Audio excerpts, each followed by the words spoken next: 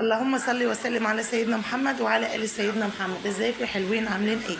يا رب تكونوا في احسن صحه كده كويسين، وربنا يخلي لكم عيالكم ويتصلح حالكم. ماشي يا احلى اخوات في الدنيا. احنا النهارده بنجهز الغدا بتاعنا. هنعمل طاجن بسله بالكفته او برام بسله بالكفته.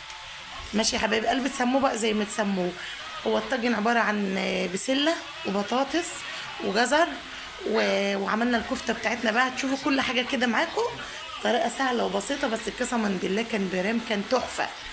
عامه يا حبايب قلبي، الاكل في الفخار او في البرامات دي حاجه تانية، بيدي الاكل طعم تاني وخلي الاكل بتاعك له صوص كده وحلو قوي. فصدقوني اللي عنده برام يقوم يطلعه، بقول لك وطي شويه، يقوم يطلعه يا حبايب قلبي ويعمل احلى بقى طواجن واحلى اكل فيه. انا كنت عامله معاكم المكرونه اللي باللبن والسمنه البلدي فيه، كان تحفه. والنهارده بقى زي ما انتم شايفين كده، معانا نص كيلو لحمه. هنعمل احلى طاجن بسله بالكفته او بسله بالخضروات، او زي ما انتم بتقولوا يعني بسله مشكله او كده يعني حبايب قلبي. زي ما انتم شايفين جبنا بصلايه، انا خرطتها بالسكينه تخريط جامد، مش اللي هو فرمتها، لا، خرطتها تخريط عادي على ايدي كده. طب هتقولوا الميه اللي فيها، لا، انا عاوزه الميه اللي فيها تبقى فيها عشان تخلي الكفته بتاعتنا معسله. وكده كده انت هتحمري الكفته بتاعتك، فما تخافيش مش هتفك منك يا حبيبه قلبي انت وهي. كن ما تكون الكفته اللي هنعملها هنعمل كفته على السيخ او كفته مشويه، هقول لكم بشروها وكده. فخلاص كده يا حبايب قلبي، الكفته حطينا على البصله وحطينا عليها ورقه ماجي وركناه. ماشي. وهنا بقى احنا بنعمل الرز اهو، اللي هنعمل رز بسمتي. هو رز بلدي من البيت، ماشي، او رز عادي، بس هعمله رز بسمتي بالخلطه بتاعته. جبت بصلايه يا حبايب قلبي زي ما انتم شايفين، خرطتها وحطيت عليها معلقه سمنه بلدي، ونزلت عليها بعود قرفه وواحده لومي، والخلطه بتاعت الرز البسمتي اللي هي كركم، وواحده ماء، ماشي، وورقتين لوري.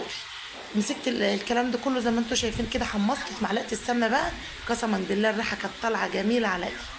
اول حاجه عشان معلقه السمنه، وتاني حاجه البهارات دي بتبقى طعمها حلو قوي. حمصتهم تحميصه بسيطه زي ما انتم شايفين كده. هقوم نازله بقى بالرز. في الوقت ده الرز بتاعنا مغسول ومش منقوع، عشان هو رز مصري مش رز بسمتي. ماشي يا حبايب قلبي، زي ما انتم شايفين كده، كنا لو رز بسمتي كنت هنقعه ساعه او ساعتين. فالعندي هنا كده بقى يا حبيبه قلبي انت وهي وزوز، تحط الرز عادي ما تنقعوش. ماشي. اللي وصل اللي هنا كده يحط اللايك والاشتراك، واللي متابعنا على اليوتيوب يحط لي اللايك، واللي متابعنا على الفيسبوك يعمل لي متابعه علشان قنوات ناديه الشرقاوي تكبر، وهتكبر برضو باحلى اخوات واحلى مشاهدين في الدنيا. ربنا يسعدكم ويفرح قلوبكم ويكبر خواطركم يا احلى ناس متابعيني جوه مصر وبره مصر. خلاص زي ما انتم شايفين كده بقى بعمل الرز بتاعنا، اقلبه تقلبتين مع البهار بتاعنا اللي احنا حطيناه والبصلايه علشان يبقى طعمه حلو ومفلفل وجميل. والله العظيم الغدا بتاعنا في 3 دقايق كان جاهز، طعمه جميل، الريحه اجمل، الشكل اجملين، وسهل وبسيط زي ما انتم شايفين كده. ما بنعملش اي افتكاسات، لا، انا مطبخ ناديه الشرقاوي كله اكلات عاديه وكله اكلات بيتي لاي ست بيت تعمله. ما ده يعني عمركم في حياتكم ما شفتوا عندي السوشي والموشي والكلام دي، لا، انا مطبخي مطبخ شرقي، اكلات شرقيه، اكلات الست المصريه. ماشي. هتلاقوهم عاملين مع ناديه الشرقاوي. الطواجن، المحاشي، المعمر، المدسوس، كل ده عند ناديه. خلاص يا حبايب قلبي زي ما انتوا شفتوا كده بقى. كده اول حاجه الرز خلص، تاني حاجه البسله بتاعتنا استوت. فقلت بقى احمر الكفته عشان ايه، اقفل الطاجن بتاع الكفته بالخضار، او البرام بتاع الكفته بالخضار. زي ما انتوا شايفين برضه حطيت معلقتين سمنه بلدي، شايفين مرغيه ازاي عشان الملوحه اللي فيها. وبصوا انا كنت ممكن يا حبايب قلبي اللي هتقولي الوقت اهي هي بتنزل الكفته واحده بواحده، انا ممكن انزلها كلها، بس انا عاوزه درجه الحراره تبقى في البرام بتاعنا سخنه عشان الكفته هي ما تلزقش وفي نفس الوقت ما تفكش. فلازم درجه الحراره بتاعت البرام او بتاعت الطاجن تبقى سخنه. فحط واحده مثلا يمين، تحط واحده شمال، تحط واحده في النص، تحط واحده في الطرف كده يا حبيبه قلبي. خلي ايدك بتوزع الطاجن بتاعك كله مشكل، علشان الكفته بتاعتك لا تلزق ولا تفك ولا تعمل ولا تجيب ميه، ما تنزلش العصاره بتاعت اللحمه. انا عاوزه حته الكفته تبقى جوسي كده، وتبقى مقفله على الغذاء اللي فيها والعصاره اللي فيها جوه. تنزلي بقى عليها بالخضار بتاعك تبقى حلوه وجميله وزي العسل. والله العظيم كان طعمها تحفه تحفه تحفه. انا جوزي وعيالي قالوا لي تصدقي طريقه الكفته دي احلى ما تكون مشويه او معموله على الصاج. قلت خلاص ماشي اعملها لكم كده على طول. فالبرام ده يا حبايب قلبي ينفع ببطاطس بس، ينفع ببسله بس، ينفع بكوسه، ينفع بفاصوليا خضراء، ينفع باي حاجه تحبوها تعملوا بالطريقه دي.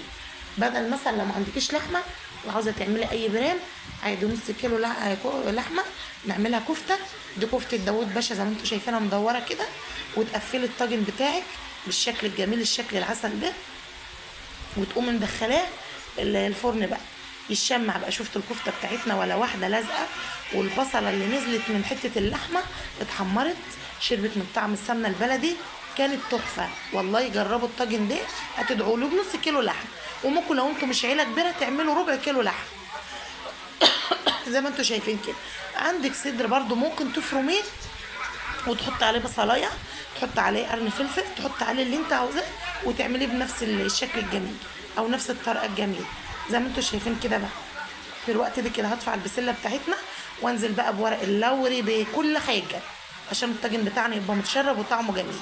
بص بقى يا حبايب قلبي، شوف انا حاطه ايه تحت الطاجن بتاعنا. حاطه الصاجه بتاعت شويه السمك زي ما انتم شايفين هنا اهو. معلش باين الحته دي اتكررت مني او مش واخده بالي. فزي ما انتم شايفين كده، اوعوا تحطوا الطاجن بتاعكم على العين مباشره.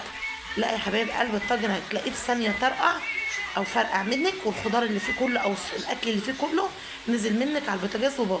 صدقوني انا اول مره جبت الطاجن ده باظ مني بسبب الموضوع ده.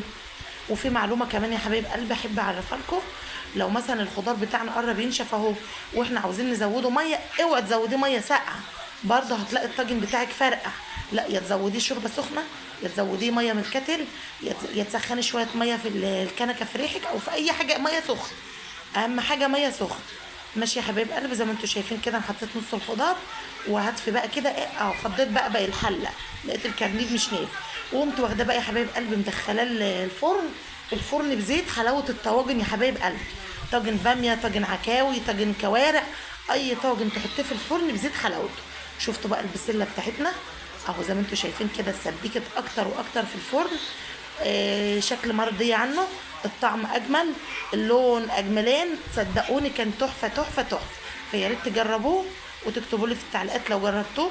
اكتبوا لي في التعليقات بتتابعوني من انهي بلد، اكتبوا لي في التعليقات اكلي بيعجبكم، الطريقه بترد عليكم، المنظر بتاع العين بترتاحوا لما بتشوفوا الاكل بتاعه والوصفات بتاعتي. احب اسمع منكم يا احلى اخوات كل حاجه تخص المطبخ بتاع نادية الشرقاوي في التعليقات. اي حاجه عاوزين تشوفوها من عندي قولوا لي اعملها لكم، اي وصفه، اي طريقه، اي معلومه عاوزين تضيفوها، عادي مطبخ اختكم. كلنا بنتعلم من بعض، وكلنا بنفيد بعض، وكلنا بنكبر بعض. وانا سعيده بوجودكم معايا في قنواتي، وانا مبسوطه على تعليقاتكم اللي بتجيلي، ان كان على اليوتيوب، ان كان على الفيس، ان كان على التيك توك، ان كان عن اي حاجه انا فاتحاها على السوشيال ميديا. بتشرفوني وبتنوروني وبتكتروا عيلتي يا احلى اخوات في الدنيا.